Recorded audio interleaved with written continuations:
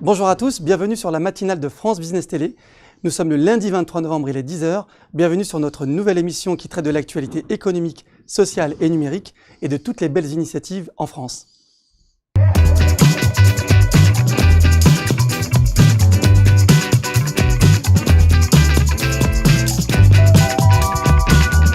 Au sommaire de ce jour, cybersécurité, cybermenaces, souveraineté nationale, autant de sujets passionnants que j'ai la chance de traiter avec mes deux invités du jour.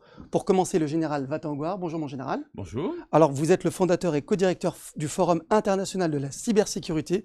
Nous reviendrons plus en détail sur ces menaces et sur la cybersécurité. Et Philippe Lavaux, bonjour Philippe. Bonjour. Alors Philippe, vous êtes à l'ANSSI, donc à l'Agence nationale des systèmes d'information, et vous êtes responsable des ressources extérieures. Bonjour messieurs. Alors pour commencer, nous commençons par vous mon général. Les cyberattaques visant les entreprises françaises, mais également les collectivités, se sont multipliées ces derniers mois. Ministères, métropoles, départements, grandes villes, grandes entreprises, autant d'institutions touchées justement par ces attaques. Personne ne semble épargné par ce phénomène. Quel regard, mon général, portez-vous sur l'évolution de ces cybermenaces? Alors, est-ce que le mot menace est approprié? Je ne crois pas. Parce qu'en fait, aujourd'hui, ce ne sont plus des menaces, ce sont des réalités quotidiennes. Alors, le nombre d'entreprises, de collectivités territoriales, même de particuliers, qui font l'objet d'attaques de toute nature, ce nombre est en train d'exploser, d'augmenter d'une manière exponentielle. Et ce qui nous fait penser que la menace cyber, et c'est plus qu'une menace, c'est un risque évident, mais c'est plus qu'un risque, c'est une réalité quotidienne. Et nous devons tout mettre en œuvre justement pour empêcher, entraver cette évolution. Parce qu'il est clair qu'aujourd'hui, la cybercriminalité, c'est en fait toutes les atteintes à une loi nationale ou européenne, la cybercriminalité est en croissance. On peut même dire que c'est la cybercriminalité, c'est la criminalité du XXIe siècle. Pour deux raisons. La première, parce que le prédateur, le délinquant, a compris qu'il a tout intérêt à aller dans l'espace numérique pour commettre ses méfaits. Pourquoi? Parce qu'il a un risque pénal relativement faible, parce que la coopération internationale est difficile à mettre en œuvre. Et puis, le gain est très important. Entre une personne qui a encore l'idée d'aller attaquer une banque, gagner quelques centaines d'euros, risquer les assises, et quelqu'un qui fait une opération de ransomware, donc de rançon après avoir chiffré frauduleusement des données sur Internet, et va tirer plusieurs centaines de milliers d'euros avec un risque pénal souvent faible, le choix est fait. Donc vous voyez, on a une migration du délinquant vers l'espace numérique, donc il faut s'attendre à ce qu'il y ait de plus en plus de cyber-attaques venant de délinquants qui ont choisi l'espace cyber comme nouvel Eldorado. Et puis un deuxième événement, une deuxième tendance, c'est que les États qui autrefois réglaient par des escarmouches leurs conflits, eh bien le font aujourd'hui par des banderies numériques. C'est-à-dire qu'en fait, au lieu d'envoyer des canonnières ou des avions bombardés ou parachuter des troupes, eh bien, ils font des cyberattaques sur leurs adversaires et éventuellement passant par les entreprises comme vecteur indirect. Et ces États ne le font pas forcément eux-mêmes, ils le font souvent par de la sous-traitance à des groupes criminels, à des mafias, des groupes paramilitaires. Et donc, on voit bien qu'aujourd'hui, cette double tendance de convergence vers l'espace numérique et des prédateurs et des États qui ont envie d'en découdre ne fait qu'aggraver, qu'accentuer le phénomène dans l'espace numérique. Alors justement, Philippe, donc vous êtes responsable des ressources extérieures de l'ANSSI, de l'Agence nationale des systèmes d'information, justement. On va y arriver. Est-ce que vous pouvez nous présenter l'ANSSI et un petit peu votre feedback par rapport à cette analyse du général? Je vais peut-être commencer tout de suite par le feedback sur l'analyse du général. Moi, je suis entièrement d'accord avec l'analyse qui vient d'en être faite. On est sur un changement de monde.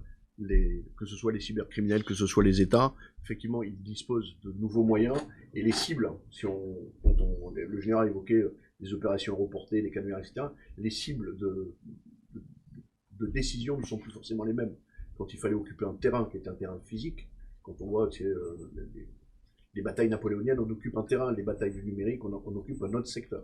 Donc là, il y a un changement. Le domaine je suis vraiment en accord total avec ce qui était dit. Alors face à ça, l'ANSSI a été créée en 2009 par un décret et succédant à la Direction centrale de la sécurité des systèmes d'information. Et ça consacre vraiment la doctrine française. Pourquoi ? Dans les doctrines, vous avez deux manières d'aborder la cybersécurité. Il y a la doctrine plutôt anglo-saxonne, avec les organigrammes américains ou les organigrammes britanniques, où cette cybersécurité est essentiellement confiée à des services secrets, que ce soit la NSA, que ce soit le GCHQ à Londres. En 1943, le général de Gaulle, lui, il était à ce moment-là de passage à Alger, a demandé à ce que, alors à l'époque on était encore à la crypto, on n'était pas encore à la cyber, a demandé à ce que toutes les opérations de crypto défensive soient attribuées à un organe interministériel, quand la crypto offensive, donc l'attaque maintenant, devait être confiée au service secret. Donc à l'époque c'était la DGER, successeur du BCRA et ancêtre de la DGSE. Cette façon de dissocier l'attaque et la défense est toujours conservée dans notre doctrine française, et souvent Guillaume Poupard, donc mon directeur général, tient à dire que pour nous, la meilleure défense, c'est la défense. L'agence ne fait pas d'attaque. Donc nous sommes là nous avons un rôle d'abord nous sommes l'autorité nationale de la cybersécurité, et la cybersécurité c'est un État. Ce ne sont pas que des moyens, c'est vraiment un État tel que c'est défini vous pourrez trouver facilement sur le site de l'agence. Et de par cet État, nous avons énormément de missions qui en découlent, qui sont des missions d'expertise technique, comme la veille, la détection, la rémédiation, à destination de certaines populations, parce qu'on ne peut pas venir en aide à la nation tout entière. Donc pour l'instant, nous nous consacrons aux organismes d'importance vitale, qui sont les sociétés vitales pour la vie de la nation française. Les sociétés critiques. Alors, si on fait la traduction, effectivement, dans un anglais approximatif, ce sont des installations critiques. D'accord. Comme ils appellent ça. Et depuis quelques années, depuis 2 ans maintenant, nous avons aussi les organes de service essentiels, qui sont, appelons ça peut-être des sous-OIV, des organismes moins importants pour la survie de la nation française, mais néanmoins essentiels. Et là, on est sur des secteurs d'activité, et cette création des OSE découle de la mise en place d'une directive européenne, que certains, quand ils veulent l'angliciser, appellent la directive Nice, mais en étant encore francophone, on peut appeler la directive SRI. Voilà, le rôle de l'agence, on est là pour coordonner tout ce qui peut se faire. Ça, c'est le premier rôle technique que j'ai évoqué, mais nous avons aussi d'autres missions, qui sont les missions de sensibilisation, donc effectivement, de prévention plutôt. Oui, c'est ça, de prévention, de faire comprendre au tissu français, au tissu industriel et au tissu économique, la réalité de ces menaces qui sont vraiment permanentes. Donc on a vraiment ce système. Et dernière grande mission de l'agence qui se retrouve, nous avons la possibilité de qualifier des systèmes, des logiciels, nous les testons. On a souvent on a une expression, c'est-à-dire qu'avant de les approuver, on les éprouve. C'est-à-dire c'est confié à une de nos sous-directions, de l'expertise, et ces logiciels, ces services ou ces moyens sont totalement démontés. Et si nos ingénieurs arrivent à un certain niveau de démontage en ayant la certitude qu'il y a une sécurisation présente et fonctionnelle, à ce moment-là, on peut leur accorder des visas de sécurité. Voilà, très rapidement brossé les missions de l'agence. Les missions de l'ANSSI, donc c'est et nous dépendons du Premier ministre. D'accord, donc un organe rattaché au Premier ministre. Donc vous nous expliquez, Philippe Lavaux, que cet enjeu de cybersécurité est quand même traité au plus haut niveau de l'État aujourd'hui, que c'est un enjeu important, justement, qui est traité aussi par l'ANSSI. Tout à fait, c'est un enjeu qui est fondamental, hein, compte tenu qu'on peut évoquer le changement d'univers qu'a connu la cybercriminalité, mais un élément qui est très bien pris en compte au sein de notre agence, c'est que la cyber n'est plus un simple fait ne concernant que le métier de l'ingénieur. C'est un fait politique, mais politique au sens grec du terme. C'est-à-dire que le numérique aujourd'hui et la cyber gèrent la vie du citoyen. Donc cet intérêt-là, on pourra peut-être y revenir dans la suite de nos discussions, c'est un élément qui est aussi pris en compte par l'agence. Aujourd'hui, justement, vous avez créé, donc vous êtes un des grands précurseurs aussi de ce sujet en France, puisque vous avez été le fondateur du Forum international de la cybersécurité. C'est quoi la genèse de ce forum? Sauf qu'à l'époque, j'ai travaillé avec Thierry Breton, qui était président de France Télécom, et nous avons travaillé sur un rapport sur la cybercriminalité. À l'époque, il y avait un constat, déjà, que cette cybercriminalité était en train de prendre de l'importance et qu'il fallait avoir une réponse politique à ce phénomène grandissant et de plus en plus inquiétant. En même temps, quand on a fait ce rapport, on s'est rendu compte qu'il fallait s'interroger sur la protection des services de l'État, des systèmes d'information de l'État. Et progressivement, on a vu émerger l'idée qu'il pourrait y avoir une cyberdéfense. En 2007, à Lille, me trouvant à 1 heure de Paris, 1 heure de Londres, 1 heure de Bruxelles, 1 heure de La Haye, enfin, j'exagère un peu, mais à peu près, c'est à peu près ça, je me suis dit qu'il fallait impérativement, si on voulait résoudre les problèmes des cybermenaces de l'époque, décloisonner, c'est-à-dire faire tomber toutes les frontières entre les États, les frontières entre le public et le privé, les frontières entre l'État, les collectivités territoriales, faire parler ensemble, eh bien, aussi bien les entreprises, les centres de recherche, les universités, les mairies, et puis bien sûr, tous nos homologues étrangers. Donc l'idée de ce forum, elle est née de ce constat, et je dirais de cette ambition. Bon. L'idée aussi, c'était de dire, et d'ailleurs le mot cybersécurité est bien défini par l'Agence nationale pour la sécurité des systèmes d'information, c'est de traiter le problème d'une manière globale, sous l'angle de la cybersécurité. La cybersécurité, c'est un état. Je suis ou je ne suis pas en cybersécurité. J'augmente ou je baisse mon niveau de cybersécurité. C'est un peu comme la température. Et j'obtiens une bonne cybersécurité si j'ai d'une part une bonne sécurité des systèmes d'information, c'est le travail des SSI, c'est le travail de chacun d'entre nous par l'hygiène informatique, comme le dit très justement l'ANSSI. Et puis il y a la lutte contre la cybercriminalité, c'est un deuxième volet. Et le troisième volet, c'est la cyberdéfense. Et la cyberdéfense, c'est vraiment ce qu'évoquait Philippe à l'instant, toutes les mesures techniques et non techniques, organisationnelles, juridiques, qui permettent de dire, bon, si on a des cyberattaques qui touchent des opérateurs d'importance vitale, des opérateurs de services essentiels, qu'est-ce qu'on fait et quelles sont les mesures que l'on prend en plus de la sécurité des systèmes d'information, en plus de la lutte contre la cybercriminalité, pour proposer un paquet du tout. Donc, voilà comment est né le FIC. Il est né pratiquement en même temps que l'ANSSI, donc il s'inscrit dans un mouvement national de prise de conscience, et comme l'a très bien dit Philippe, on n'est pas dans la technique, on est encore dans la technique, bien sûr, parce que tout est quand même très technologique, mais on est dans la prise en compte stratégique, politique, au sens le plus noble du terme. Parce que s'il n'y a pas de stratégie, s'il n'y a pas de vision, alors on va rentrer dans un monde, et ça, cette décennie va être extraordinaire, parce que ça va être la décennie de la métamorphose. Aujourd'hui, il y a 80 milliards de machines connectées dans le monde, il y en aura 1000 milliards en 2030. Aujourd'hui, on produit 47, comment dirais-je, exaoctets en matière de données tous les ans. On produira l'équivalent de 1000 milliards d'interaoctets de données nouvelles en 2030. Donc en fait, on va avoir cette explosion et de machines et de données. Les machines vont être des portes ouvertes de plus en plus nombreuses pour faire des cyberattaques, et les données vont intéresser de plus en plus les prédateurs, parce qu'elles ont une valeur, parce qu'elles permettent d'empêcher de faire quelque chose ou d'agir. Donc vous voyez que il fallait impérativement, dès 2007, poser les jalons. On était 500 en 2007, on était 12 500 l'an dernier, il y avait 112 pays, et je pense que cette année, en 2021, si le coronavirus nous laisse un peu tranquille, nous devrions encore augmenter pour en faire le salon de référence européen en matière de cybersécurité. Donc une très belle initiative qui rayonne, je crois, aussi au niveau européen, puisqu'il y a beaucoup d'acteurs européens qui sont présents sur ce salon. Nous attendons des commissaires européens. Thierry Breton nous a dit qu'il viendrait. Nous aurons beaucoup d'entreprises européennes. Des grosses entreprises européennes également. Et même des pavillons de certains pays européens qui vont venir au FIC. Alors mon général, vous le disiez, Internet, on consomme ces données sur Internet. Aujourd'hui, on vit sur Internet, on partage ses services sur Internet, donc il y a des milliards de données qui sont consommées. Est-ce que j'aimerais votre analyse, Philippe Lavaux et mon général, sur la nouvelle réglementation RGPD, justement, qui tente à protéger les données de nos concitoyens sur Internet. Est-ce que c'est une bonne initiative, Philippe Lavaux?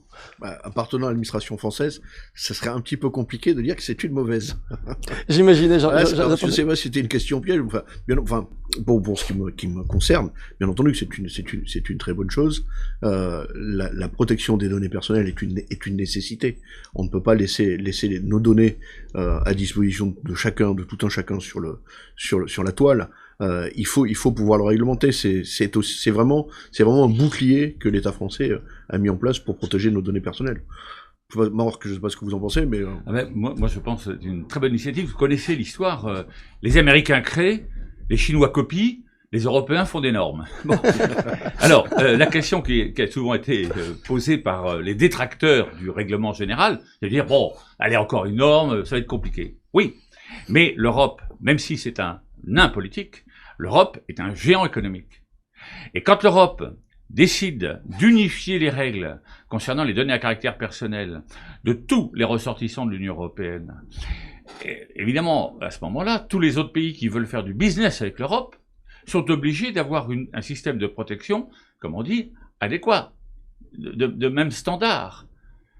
Regardez les Américains. Ils ont dit oui, les Européens, ils font leur petite affaire tout seuls dans leur coin. Oui, mais la Californie, elle a fait une loi qui a commencé à entrer en vigueur le 1er janvier dernier, qui est une copie du RGPD. Du règlement, absolument. Si je veux faire du business avec l'Europe, il faut que je sois compatible avec les règles européennes. Les Japonais ont fait un accord avec l'Union européenne. Donc quand vous additionnez l'Union européenne et le Japon, vous voyez qu'en termes d'économie, c'est autre chose. Et là, on est aujourd'hui face à un système où on se dit, somme toute, c'est bien de protéger les systèmes contre les attaques. Mais il y a un système qu'il faut protéger, c'est vous, c'est moi, c'est nous. C'est-à-dire les personnes qui ont des pensées, qui ont des idées, qui ont des données, qui font leur ego numérique, leur moi numérique, et qui fait qu'ils sont uniques. Si demain je suis qu'un zombie, un esclave dans l'espace numérique, alors supprimons l'espace numérique. En revanche, si je veux demain être un citoyen de l'espace numérique, il faut que j'ai une souveraineté individuelle, ma souveraineté, mon autodétermination dans l'espace numérique, et ça, il faut le protéger. Donc pour moi, le RGPD est une grande idée, une bonne idée, et d'ailleurs, il faudrait aller plus loin. Parce que si on fait un règlement général sur les protections des données à caractère personnel des individus, des personnes physiques, il faut le faire aussi pour les personnes morales et les entreprises. Parce que les entreprises ont des données à caractère personnel, ce qu'on appelle le secret des affaires, il faut le protéger. Il faut le protéger parce qu'aujourd'hui, nos entreprises sont trop pillées par des prédateurs qui sont parfois appelés nos amis. Et donc ça, il faut peut-être que l'Europe prenne conscience de ça et soit un peu plus ferme sur sa réglementation. Alors justement, mon général, c'est une très belle analyse sur les entreprises. Aujourd'hui, on a des entreprises qui profitent de cette manne de données au niveau international, qui en ont fait un business model. Pour en citer quelques-unes, on peut prendre Amazon par exemple.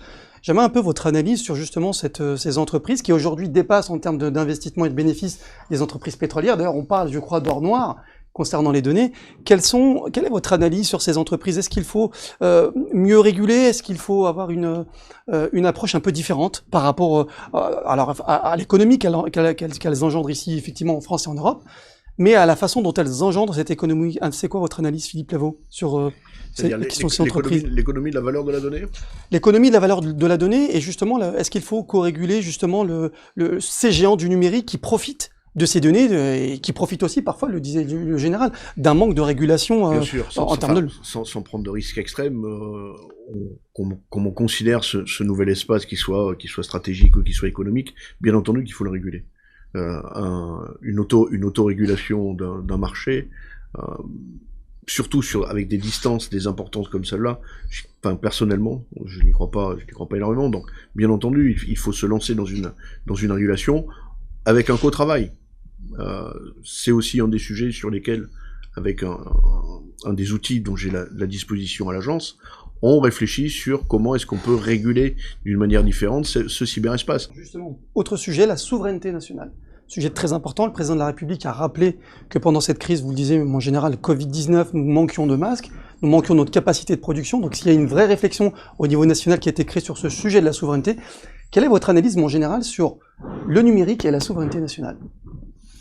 Si vous voulez, la notion de souveraineté est parfois utilisée par des pays comme Cuba, comme l'Iran, comme l'Arabie Saoudite, la Chine ou la Russie, comme étant une politique qui vise à maîtriser pleinement l'espace numérique, y compris dans nos pensées et nos modes d'expression. Donc, quand on parle de souveraineté avec cette approche-là, le mot me gêne un peu. Et on préfère de plus en plus, et Guillaume Poupard le dit souvent, l'autonomie numérique, l'autodétermination numérique. C'est-à-dire la capacité d'agir dans l'espace numérique en étant parfois interdépendant. On peut avoir des interdépendances, mais en gardant malgré tout une certaine capacité. Vous voyez, quand vous parliez tout à l'heure des GAFAM, hein, mais demain on parlera de la TBX pour les Chinois. Quand on parle des GAFAM, on voit bien que c'est une question de souveraineté. Pour de multiples raisons. Et par exemple, une souveraineté fiscale. Quand on sait qu'ils font du business chez nous, que tout leur business model repose sur la vente de nos données, sur les algorithmes qui permettent de nous profiler et donc de nous vendre. Quand on dit quand c'est gratuit, c'est que c'est vous le produit. Le produit. Tout cela, si vous voulez, ça mérite quand même un regard sur la fiscalité. La France a dit il faudrait quand même que les GAFAM payent les impôts en France comme ils devraient le payer partout ailleurs et non pas rapatrier les bénéfices en Irlande où l'impôt sur les sociétés est 3 fois moins fort qu'en France. Là, il y a quand même un dumping inacceptable. Donc là, il faut taper sur la table, quand bien même en face on a un président déchu qui nous dit qu'il va entraîner, comment dirais-je, un boycott des produits français. Bon, si c'est des gens qui n'ont aucun goût, qui n'en prennent pas, ça me dérange pas. Bon, ça m'ennuie plus pour le viticulteur. Bon, une fois qu'on a dit ça, il y a une deuxième souveraineté. Parce que ces GAFAM sont porteurs ou porteuses, si on, de contenus. De contenus qui sont licites ou illicites. Qui est le juge des contenus? Vous voyez, on va avoir à la fin de l'année un Digital Services Act de l'Union européenne, ils vont le présenter le 2 décembre, où on va essayer de voir comment justement, qui doit à un moment donné faire cesser des propos qui font l'apologie du terrorisme, qui sont contraires à nos principes. Est-ce que c'est le juge? Est-ce que c'est l'État, l'administration? Est-ce que ce sont les GAFAM, donc des gens extérieurs qui vont dire ce qu'il y a de bien chez nous, pas bien? Vous voyez, on se souvient de l'affaire de l'origine du monde de Courbet, où Facebook avait censuré un profil français, tout simplement parce que ça leur plaisait pas. Donc, il y a vraiment une question, la régulation. Pour moi, ça me fait penser à une chanson de Gainsbourg. Je t'aime moi non plus. Oui, les réseaux sociaux, les GAFAM, je vous aime parce que vous apportez des choses, mais en même temps, il serait peut-être grand temps de rentrer dans l'ordre. Alors, quand nous, en France, on dit les réseaux sociaux nous posent problème, immédiatement, les Américains font bloc en disant qu'est-ce que c'est que ces petits Français qui viennent, quand ils savent qu'on existe, hein, qu'est-ce que c'est que ces petits Français qui viennent nous poser des problèmes, et en même temps, chez eux, ils commencent à être de plus en plus inquiets par l'importance des trusts. Et quand vous savez que certains GAFAM ont des PIB supérieurs à des PIB de certains pays, qui pourraient avoir même une armée, une justice, tout ce qu'on veut, là, ça mérite, la question mérite d'être posée. Et en fait, elle va être posée. Quelle est la place de ces entreprises multinationales qui ont des moyens considérables et qui s'affranchissent des frontières face à des États qui ont des responsabilités à l'intérieur des frontières, qui ont une souveraineté, d'ailleurs qu'on interroge sur leur propre souveraineté à l'intérieur de leurs frontières, et qui se trouvent parfois un peu démunis. Alors justement, mon général, on va parler des solutions. Philippe Lavaux, vous avez été auditeur de l'Institut des hautes études de défense nationale. D'ailleurs, je crois que c'est ce qui vous rapproche, parce que vous étiez aussi, moi, un ancien auditeur, mon général, plus dans les années, vous avez plus d'expérience, plus dans les années 2000, je crois. Est-ce que vous pouvez nous présenter, Philippe Lavaux, justement, ce qu'est cet institut? Je crois qu'il y a une session spécifique sur les questions de cybersécurité et de criminalité numérique. Alors, l'Institut des hautes études de défense nationale, c'est un institut qui est placé, comme l'ANSSI, sous l'autorité du Premier ministre, donc c'est un des services du Premier ministre, et qui est un organe qui est là pour expliquer à un public de cadres dirigeants, ou de fonctionnaires d'assez haut niveau, initialement qu'est-ce que la défense, mais selon l'ordonnance de 59, c'est-à-dire pas uniquement la défense militaire, mais la défense diplomatique, la défense civile, la défense économique. Donc beaucoup plus large. Le sens de la défense, la défense globale. Et en constatant justement un petit peu l'évolution de notre société, il a été vu il y a, on a mis 3 ou 4 ans de cela, le besoin et la nécessité de créer cette nouvelle session qui s'appelle la session cybersécurité et souveraineté numérique. Elle est totalement incorporée dans le programme de l'IHEDN, donc j'ai eu le privilège de faire la deuxième session, d'être aujourd'hui auditeur, sous le mentoring du général. Il nous en dirait un petit mot tout à l'heure. Il n'a pas fait que le FIC, il a aussi fait cette session, et c'est vraiment, c'est un creuset où on aborde, où l'on comprend, où on se projette aussi, pour comprendre quelle est cette transformation. Dans les discussions que nous venons d'avoir, très simplement, nous avons abordé énormément de choses qui du citoyen, qui des forces, qui des sociétés économiques, qui pourraient nous faire dire, si on agglomère tout ça, bah nous sommes en train de passer dans une autre civilisation, qui sera la civilisation du numérique. Et cette civilisation-là nécessite d'ores et déjà une vraie pensée stratégique. Et c'est notamment grâce à cette session de l'IHEDN qui se transforme, qui évolue, qui n'est pas figée dans le temps, un petit peu comme le numérique évolue, que l'État français essaie de réflexion vers ses auditeurs pour que ce travail continue. Donc voilà, c'est une session dure un an, mais la qualité d'auditeur, vous l'avez toute votre vie, et c'est cette dynamique-là que nous souhaitons créer pour permettre à nos autorités, pour permettre à nos grandes entreprises d'avoir les armes de réflexion stratégique pouvant leur permettre d'établir une véritable politique pour assurer, in fine, la souveraineté numérique nationale française. Souveraineté numérique nationale française qui n'est qu'un des morceaux d'une souveraineté numérique européenne. Alors Philippe Lavaux, donc juste sur l'IHEDN, donc vous créez une communauté cyber en France, dans les territoires, dans les régions. Est-ce que il y a des productions de rapports, par exemple, sur des études numériques, sur des sujets d'actualité au niveau de la législation de l'Assemblée nationale, sur des lois en cours? Est-ce que justement c'est aussi ça le rôle de cette session? Alors la session, pour l'instant on est à la 3e session. Comme dans toute session de l'IHEDN, on produit ce que l'on appelle des travaux de comité. La première session a fait une première production, disons on est au temps zéro, donc c'est largement améliorable. La deuxième session, nous avons produit des documents, mais qui sont des documents, on était déjà touché par le Covid, donc il a fallu s'organiser différemment. Faire un travail de comité, de réflexion uniquement visio, c'est pas évident. On a quand même sorti quelques papiers.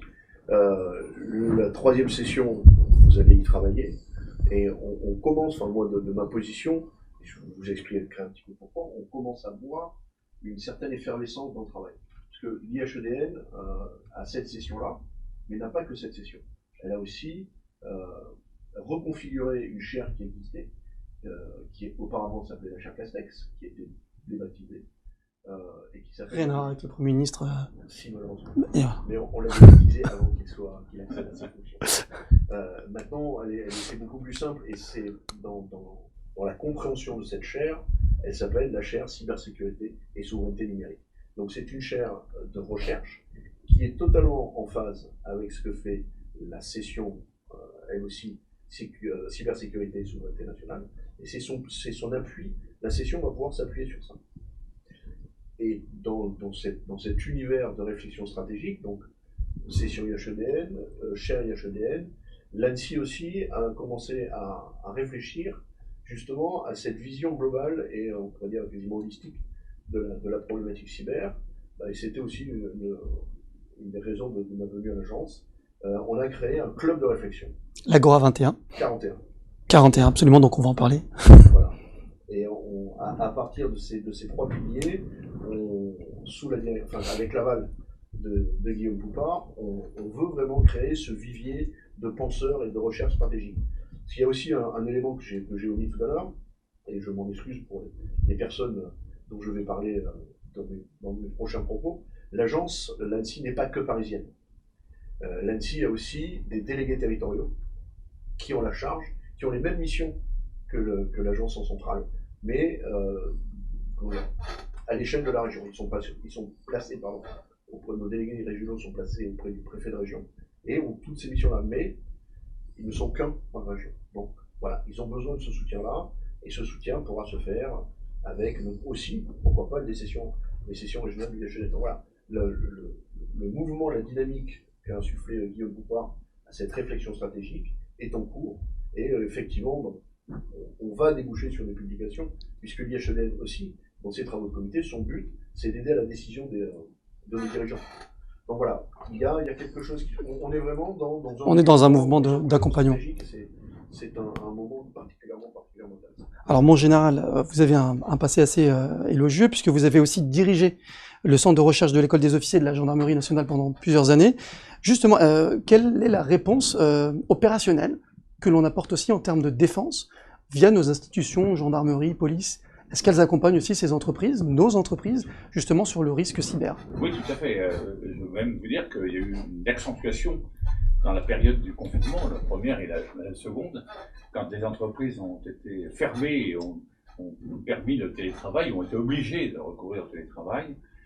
Il a fallu accompagner beaucoup d'entreprises qui ne se sont pas rendues compte sur le moment même qu'elles étaient victimes de cyberattaques.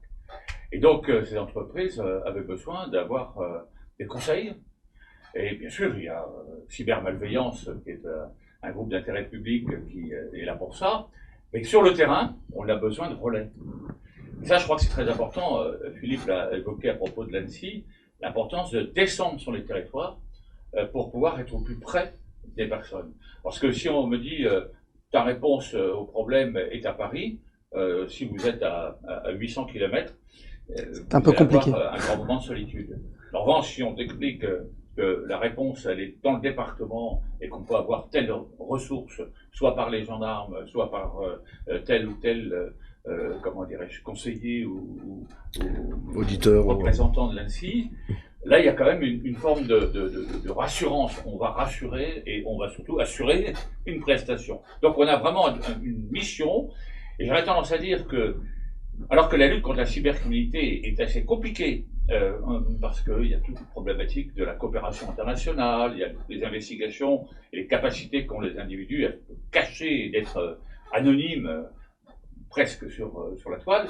En revanche, il y a toute la fonction prévention, c'est-à-dire en fait accompagner toutes les personnes qui sont sur le terrain et qui sont désireuses d'avoir une information pour qu'elles soient non pas dans la certitude de ne pas être attaquées, en tout cas de mettre en œuvre toutes les mesures qui vont éviter l'attaque, ou en tout cas en limiter les dégâts. Voilà. Donc oui, il faut vraiment qu'on aille très loin et qu'on aille au plus près du territoire. Donc pour nos téléspectateurs, les chefs d'entreprise qui nous regardent, vous précisez mon général que la gendarmerie est un bon relais pour ce genre d'attaque, et que c'est une institution qui a des compétences justement sur le sujet de la cybersécurité. Nous avons un programme qui s'appelle le Gendarmerie 2024, 2020, 2024, vous l'avez compris. Dans ce programme, il y a une sorte de hashtag répondre présent, mais répondre présent, bien sûr auprès de la population, mais auprès des entreprises. Auprès des entreprises. Voilà. Mais ça suppose aussi que nous ayons, nous, pendant ce temps-là, la capacité, on a l'inventé, de monter en puissance nos compétences en interne. Parce que c'est pas exactement le même gendarme qui relève une infraction à la circulation routière, bon, et que celui qui va conseiller l'entreprise par rapport à un risque cyber. Il y a une formation particulière, il y a un profil particulier. Et donc on est en train de modifier justement ce profil pour être plus à même de servir nos concitoyens, personnes physiques ou des personnes morales. Ou les entreprises. Alors justement, Philippe Lavaux, vous parliez de ce cercle de réflexion auquel vous participez, donc l'Agora 41 et non pas 21. Comment justement relever le défi aujourd'hui qui s'offre sur la formation du numérique? On sent qu'il y a une fracture sociale entre des régions qui ont du numérique justement, qui ont des belles infrastructures, d'autres qui n'en ont pas. Et on l'a vu lors de la crise du Covid-19, que effectivement certains élèves aussi n'étaient pas forcément équipés sur les nouveaux outils, etc. Comment faire relever le défi justement de cette formation au métier de la sécurité du numérique, lorsqu'effectivement on sent qu'il y a des différences régionales et parfois entre classes sociales, pour le dire assez simplement? Là, la réponse que je vais vous donner n'a pas grand point de contact avec l'Agora qui positionne ses réflexions à un niveau fondamentalement différent. Le problème de l'accès à l'enseignement du numérique, c'est un problème qui touche beaucoup plus le ministère de l'enseignement national, de l'éducation nationale. Pardon. Et c'est par ce biais-là que je peux le raccrocher à l'Agora, parce que comme membre de l'Agora, nous avons le directeur général des scolarités, Édouard Geffray, et nous avons actuellement la directrice adjointe du cabinet du ministre, Monsieur Blanquer. Et nous commençons à travailler un petit peu sur ces sujets de comment porter dès le début cette problématique. Mais on est vraiment, nous, sur de la pure réflexion. Certaines applications ont pu être, notamment, je ne sais pas si vous connaissez l'application Pix, qui permet d'avoir une évaluation de vos connaissances du numérique. C'est une application qui a été montée en partenariat entre l'ANSSI, stricto sensu, pas l'Agora, mais l'ANSSI stricto sensu, et le ministère de l'Éducation nationale. Donc cet effort est déjà lancé. Il y a aussi des visas qui sont accordés à certaines formations par l'agence, dans le cadre de la Secnum Academy. Donc on a le MOOC de l'ANSSI que j'encourage tous les téléspectateurs de ce matin à faire. On peut télécharger. On peut le télécharger, ça dure le temps que peut durer un MOOC. Vous avez une certification et c'est une véritable vulgarisation qui est mise en place. Donc l'ANSSI participe à ce mouvement, mais l'éducation au plus bas niveau, l'intégration du numérique dès les premiers étages, c'est un mouvement que l'agence, dans ses multiples missions, peut accompagner, et que l'Agora travaille dessus, mais sur l'Agora, dans son but, dans l'idée de sa création, c'est d'être original, multidisciplinaire, et d'aborder la problématique numérique avec des biais sur lesquels on n'a jamais travaillé. Donc par exemple... Plutôt de l'innovation. De l'innovation, mais pas du tout technique. L'innovation plutôt de recherche, plutôt, on va dire, en lien avec les sciences humaines et sociales. Et dans ce cadre-là, j'ai un groupe qui s'appelle le groupe Talent, dans lequel vous trouverez aussi bien une spécialiste du sommeil qu'une ancienne spationaute, qu'un Asperger. Donc vous voyez, c'est très différent. Ouais. Et ensemble réfléchissent à différents petits projets, notamment il y a une réflexion pour mener une possible intervention dans une classe de CM2, dans une école du 93, et ce programme prendrait une partie d'un programme déjà existant qui a été monté par l'Agence spatiale européenne. Donc on allie nos efforts pour que justement le numérique apparaisse comme une normalité et pas comme une obligation. Vous mixez des contenus justement très différents pour adapter au terrain. Exactement. Les manquements sur justement ces sujets. Voilà. Et tout cet effort qui est fait aussi bien par l'ANSSI stricto sensu que par l'Agora sont des efforts pour permettre à tout un chacun de comprendre et de progresser dans ce nouveau substrat que peut être le monde numérique. Alors mon général, nous arrivons sur la fin de notre émission. Une question très large. Quels seraient vos enjeux, vos souhaits, vos ambitions pour cette nouvelle année qui va bientôt se clôturer, mais pour 2021? D'abord, j'espère que la Covid va nous laisser tranquilles. Parce que vous voyez bien que toutes ces dynamiques supposent que des personnes se retrouvent, se rassemblent, se rencontrent, échangent, dialoguent. Bien sûr, on peut le faire avec des webinars, mais c'est tellement mieux in vivo. En présentiel. Et donc, il y a vraiment cet enjeu, c'est est-ce qu'on va enfin pouvoir relancer, je dirais, ce dialogue, cet échange. Est-ce que finalement la Covid ne va pas accentuer cette espèce d'élan brisé, pas tout à fait, mais en tout cas freiné. Voilà. Ça, je crois que c'est un véritable enjeu. Mais surtout européen. Alors, européen, pas en dehors de la France. Il faut que l'Europe, en 2021, trouve sa place. Ils disent maintenant, c'est fini. J'existe. J'existe et j'ai une volonté. Et une volonté politique. Alors, elle a déjà exprimé un certain nombre d'ambitions, en février, en mars, sur l'intelligence artificielle, sur l'industrie numérique. Mais il faut qu'elle aille plus loin. Il faut qu'elle aille plus loin parce que, comme je le dis, il y a deux solutions. Ou bien, on est au milieu des mâchoires de l'étau, entre les Chinois et les Russes, et on se laisse écraser. Ou bien, on dit, je ne me ferai pas écraser, je vais monter sur une des mâchoires. Donc on va devenir des esclaves des Américains ou des esclaves des Chinois. Et puis il y a le troisième voie, qui consiste à dire, nous on va offrir une autre vision de l'espace numérique au reste du monde, à des pays qui n'attendent que ça.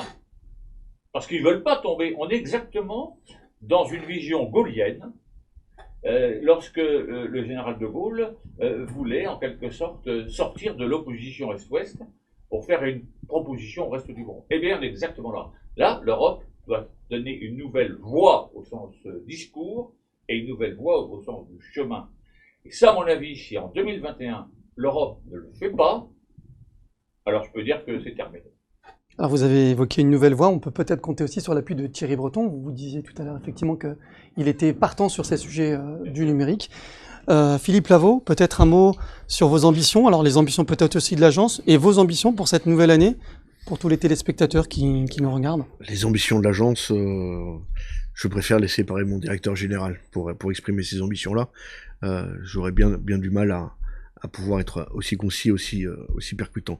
Les autres ambitions, je continuerai sur le discours que je viens d'avoir, c'est-à-dire que ce que le général évoque, c'est qu'on arrive à dégager des idées fortes, des dynamiques, c'est qu'effectivement la France puisse bénéficier. Alors, je dis pas qu'il n'y ait pas de recherche actuelle, je veux surtout ne pas dire que on est arrivé, on va tout créer, on va tout changer. C'est pas du tout ça. Simplement, ce qu'on veut faire, c'est prendre la cyber dans une vision qui est totalement globale. Le voir non seulement par exemple du côté juridique. J'ai des groupes de travail où dans l'Agora j'ai plusieurs juristes qui réfléchissent d'une manière un petit peu différente. Il faut le prendre du côté des consommateurs. Il y a énormément. Certains auteurs, notamment américains, parlent de conversion au numérique, mais conversion au sens religieux. On entre dans ce que je vous disais, dans un nouvel espace qu'il faut vraiment comprendre. Il faut que cette dynamique de constitution de vivier de recherche stratégique continue, se développe et arrive à produire des choses pour que nos autorités, que ce soit le ministère des Affaires étrangères, que ce soit le ministère des Armées, que ce soit les services du Premier ministre, le ministère de l'Intérieur, puissent avoir ces bases de réflexion pour que chacun puisse aller un petit peu plus loin. Voilà les grands objectifs. Sinon, plus petitement, je vais parler à nouveau de l'Agora. Je souhaite, on a plusieurs projets de réflexion, donc c'est ce club assez récent, puisqu'il a à peine 1 an et demi, constitué d'une manière tout à fait originale, très intéressante. Voilà. Merci Philippe Lavaux, merci mon général pour cette analyse, ces sujets très passionnants, très riches. J'espère vous retrouver bientôt après le Covid, après le FIC qui aura lieu, je l'espère, et puis pour de nouvelles aventures avec l'Agora 41. Merci à vous, merci à nos téléspectateurs. Je vous donne rendez-vous pour un prochain numéro de France Business TV dans une semaine pour des sujets toujours aussi passionnants sur l'économie, le numérique et l'innovation.